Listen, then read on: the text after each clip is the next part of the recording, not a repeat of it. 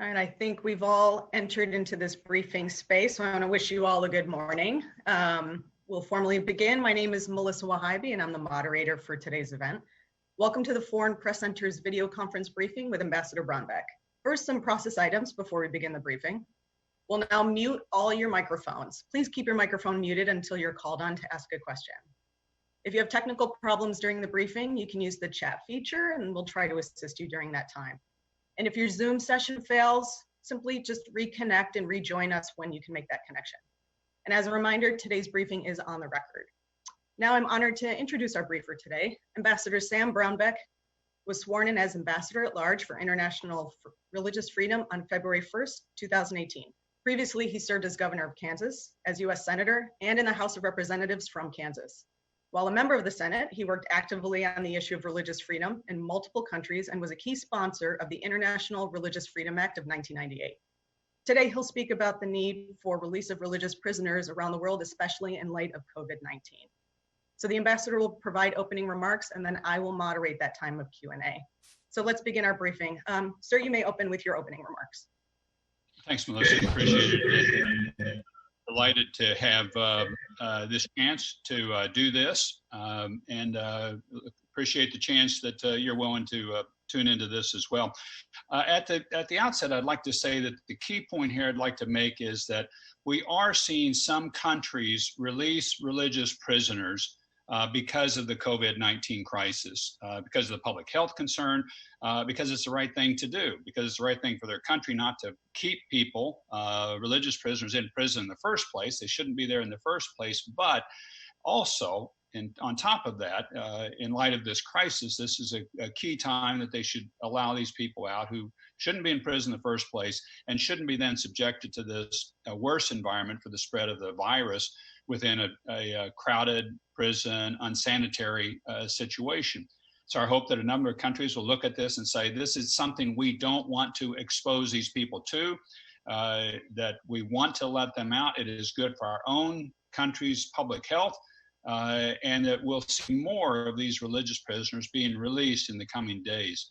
Now, to date, we have seen some released already, and I'd just like to go down through a few of these countries that we've seen prisoner releases from, including in several of these cases, religious prisoners released. We've seen countries including Afghanistan, Azerbaijan, Bahrain, Ethiopia, Ghana, Indonesia, Iran, Israel, Italy, Jordan, Saudi Arabia, Somaliland, Syria, and Tunisia all have some prisoner release programs taking place, and in a number of these cases having some religious prisoners that are being released amongst the entire group that's being released. We hope to see more of these taking place as well as we move forward. Just going down a few of these in particular, in Cuba, we've seen the release of Adia Rigel. She was in prison for homeschooling their children. Her pastor husband has continued to be in prison, but she has been released. In Iran, something like 100,000 prisoners have been furloughed and 10,000 prisoners pardoned. That has taken place. We've seen some, at least 7 Christian prisoners have been released. That's either furloughed or pardoned. And at least 10 Christian prisoners, though, do remain in prison. That is taking place. One in note, Ramel Bet Tamrez, a Christian and brother of Dabran Bet Tamrez and son of Pastor Victor Bet Tamrez, was released. In Russia, we have seen a release of a Jehovah's Witness that was in pretrial detention. And in Azerbaijan, we've seen the pardon release of 176 prisoners as a preventive health measure. Those are some of the key places. Now, that's on the positive side of the ledger. On the negative side of the ledger, unfortunately, we continue to see in a number of these countries religious prisoners continuing to be held in spite of the COVID crisis.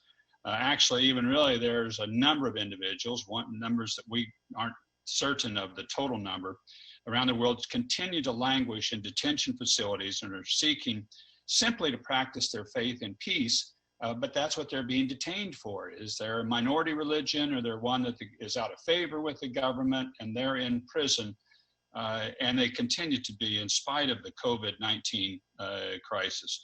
So today we call on governments, including those in China, Eritrea, Indonesia, Iran, Pakistan, Russia, Saudi Arabia, Tajikistan, Turkmenistan, Vietnam, Yemen, and others alike to release those individuals who are in detention for their religious beliefs and practices and who remain there.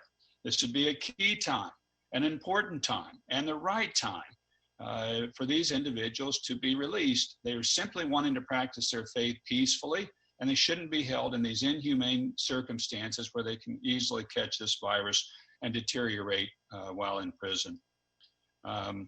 So that's really our message.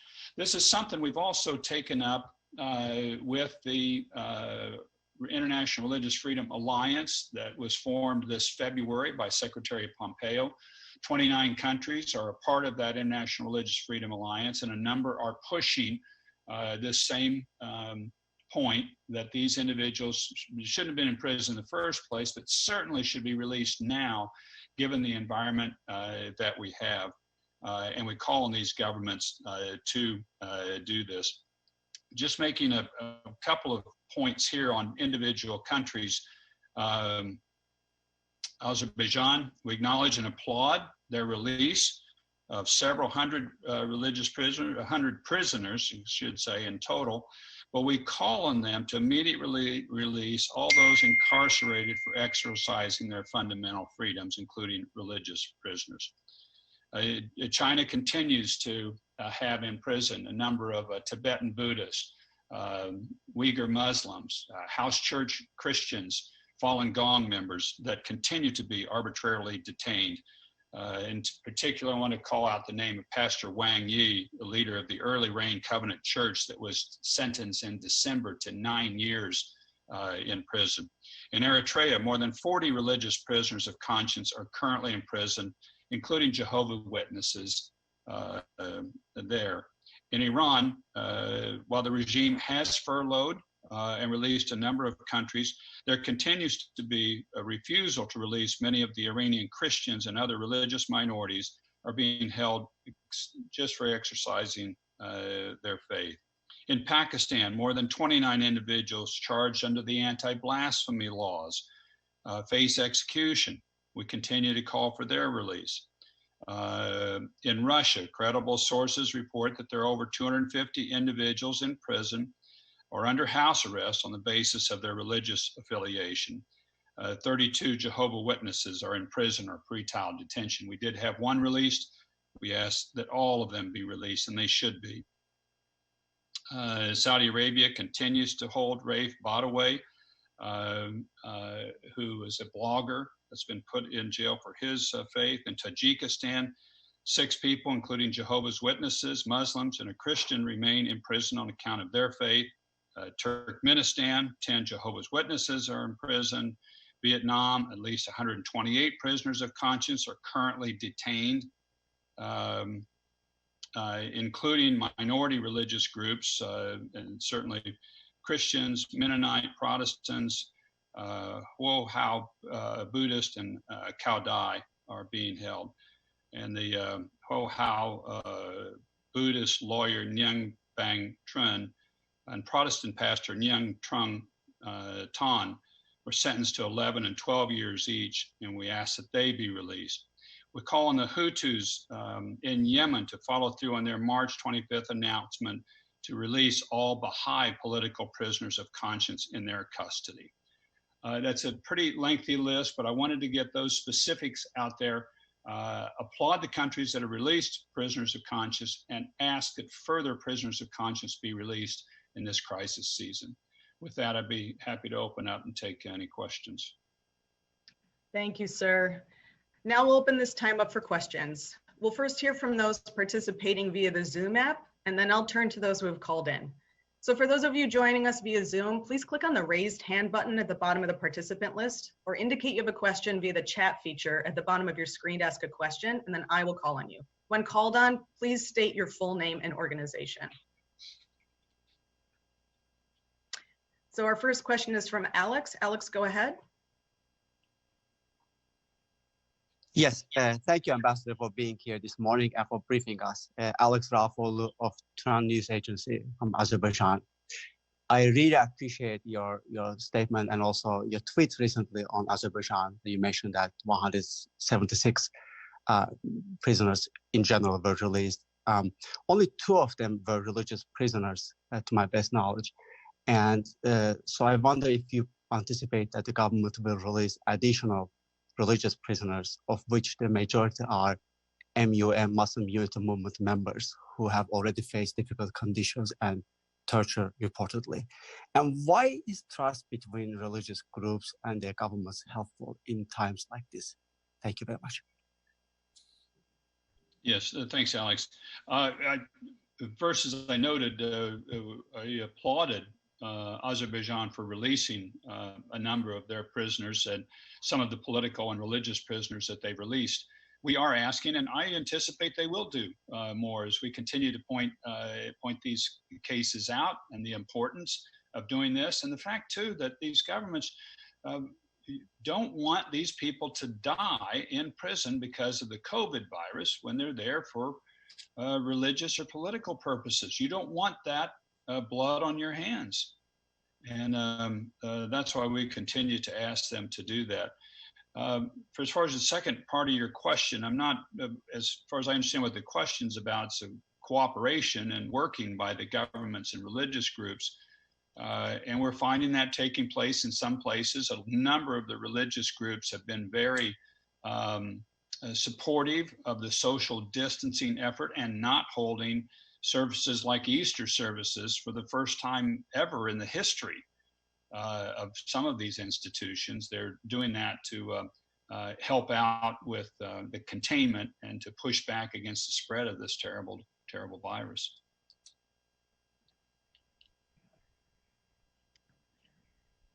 Thank you. We have opportunity now for other questions. Again, if you do have a question, just click on that raised hand feature or use your chat function.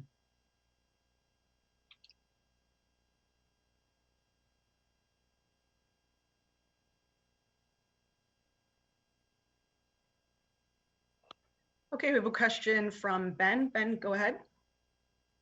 Yes, hi. Thank you, Ambassador Brownback, for doing this briefing. In your opening remarks, you mentioned you're calling out China to do more, and you mentioned the Uyghurs. I'm wondering, at the beginning of the pandemic, it seemed the US, President Trump, Secretary Pompeo had pretty harsh language for the Chinese, and now it seems to be sort of more cooperative, the relationship. I'm wondering if there's been any, have you reached out specifically to Chinese officials to try and get Uyghurs in Xinjiang released due to the COVID crisis? I've reached out through the press. I've not reached out directly to individuals. We put out broad statements, as have a number of different countries, particularly those in the International Religious Freedom Alliance have put out statements calling for this. And I think, you know, what you're seeing is that we're in the middle of a pandemic, obviously, and all the countries of the world are trying to cooperate to the degree they can to deal with this threat facing all of humanity on the planet.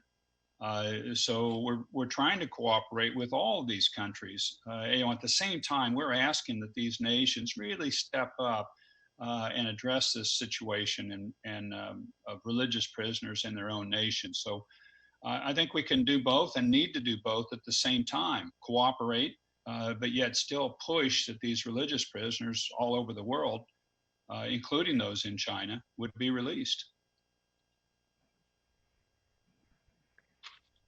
Thank you. Our next question is from VOA. And as a reminder to journalists to please state your full name and organization before your question. Go ahead.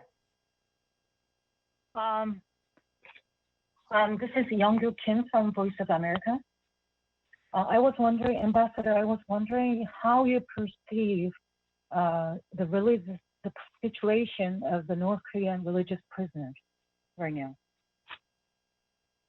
I think my perception is it hadn't changed in North Korea, and they continue to be in dire circumstances.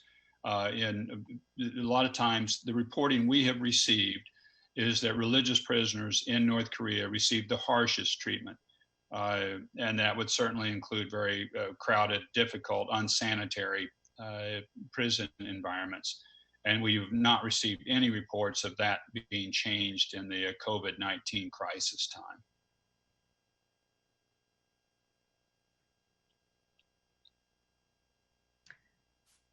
Thank you. I also want to extend the invite for questioners who have called in via the phone. If you have a question and you've dialed in instead of using the Zoom app, you can press *6, and that will open up your line in order to ask the question. I'll still call on you once you do that.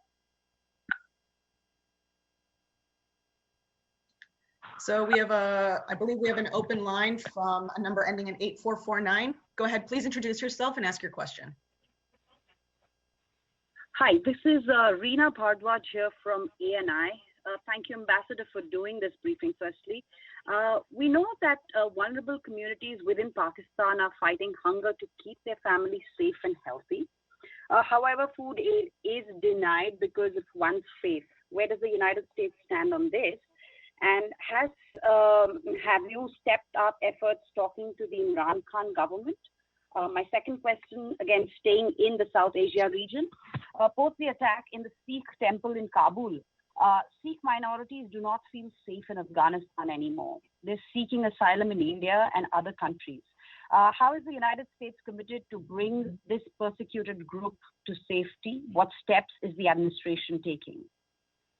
Reena, make sure, I didn't hear quite all of your first part of your question. Was it about food to the religious minorities in Pakistan?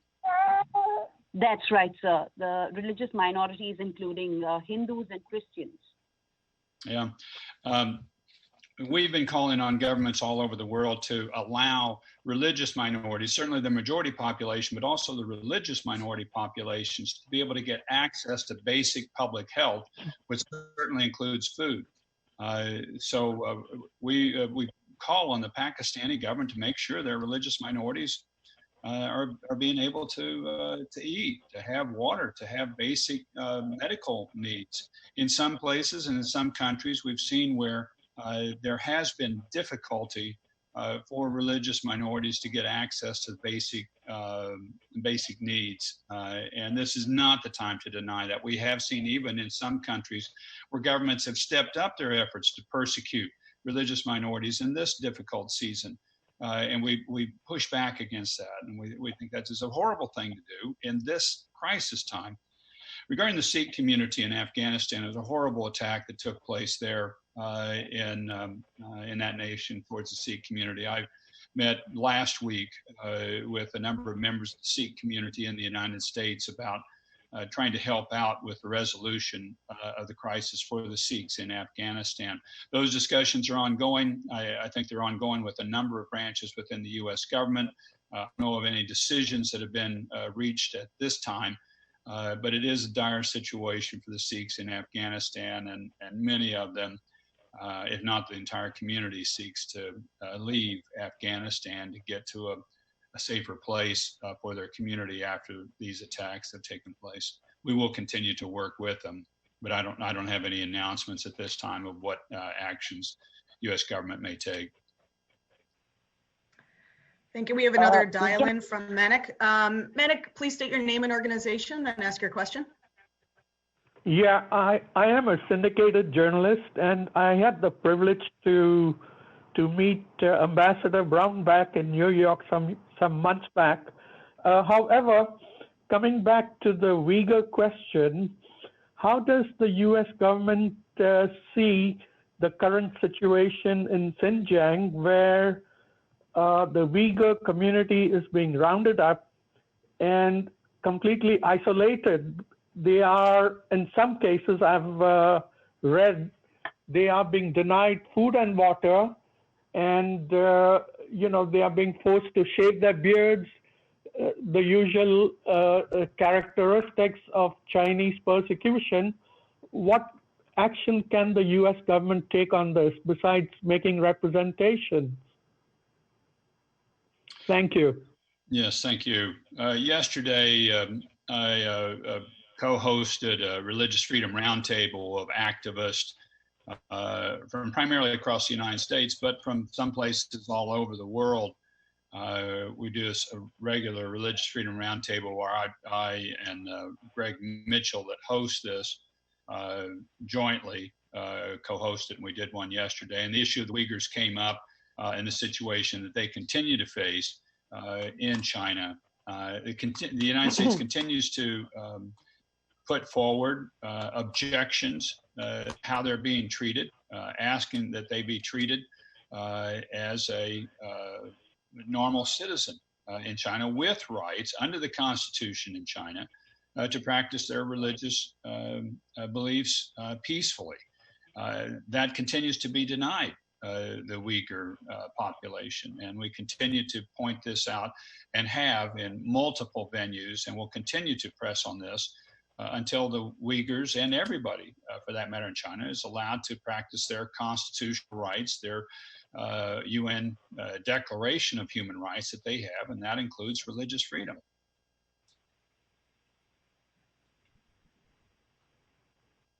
Thank you. I'm going to allow a little more time for questions. Again, for those on the app, just click on the raised hand feature or use your chat function. For those of you on the phone, if you have another question or a follow-up, simply press *6 to open your line back up, and then I'll see you and call on you. But we'll give it just a few more moments.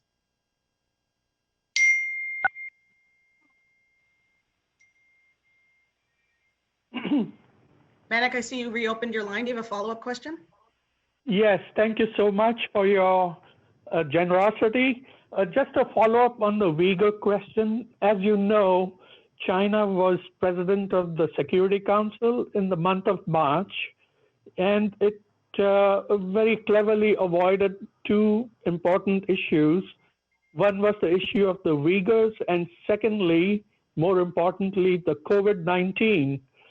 Now that the US has openly said that China is responsible for the proliferation of COVID-19 in many Western countries, will the US take up this issue within the parameters of the Security Council or on an international basis against China? That's outside of my portfolio, so I can't answer that issue. Obviously the focus today is on religious prisoners and getting them released in this environment, but I can't comment on what steps the United States government will take on pressing China regarding the COVID-19 virus.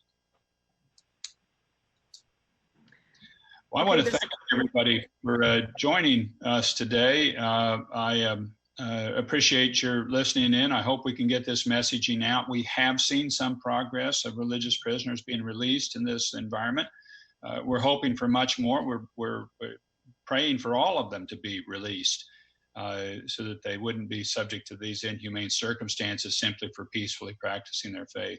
Thank you for your interest. Appreciate it very much. Thank you. Thank you, sir. Thank you for joining us. And again, thank you all for joining in. This briefing will be transcribed. I'll share that transcript as soon as it's available. And on that note, I just wish everyone good health and a good day. And thank you again, Ambassador. Thank you, Melissa. Have a good day.